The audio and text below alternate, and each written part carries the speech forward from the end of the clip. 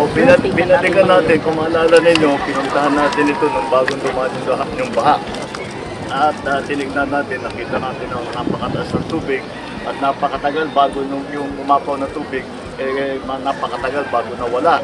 Kaya ginawa namin ng remedyo, inayos natin yung mga flood control na structures dito at may drainage na para doon pagka naipon ang tubig dito sa likod nung ating mga flood control structure, merong lalabasan ng tubig. Ito talaga ay no-build zone.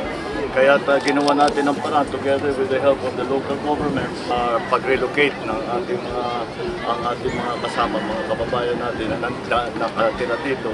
Kasi nasa peligro sila pagka sila nandito. I think it's an opportune time also na mabanggit na yung mga dam projects, meron na tayong plano para maglagay ng dam sa taas. Dito sa Mananga River is a 70 meter dam. So patuloy lang, and we will continue to come, we will continue to build, we will continue to repair. And may plano tayo para sa next year para doon na natin haharangin sa taas yung tubig para hindi na natin masyadong problemahin.